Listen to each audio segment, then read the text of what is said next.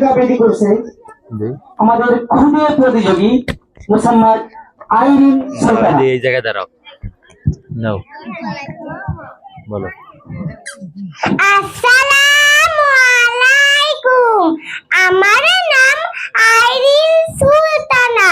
আবৃত্তি করেছি বিদ্রোহী কবি কাজী নজরুল ইসলামের লেখা কবিতা ভোর হলো তোর হলো খুকুমণি ওঠরে, ওই ডাকে চুই শাকে ফুল খুকি ছোট রে। কুলিহাল তুলিপাল ওই তরি চললো, এইবার খুকু চোখ খুললো।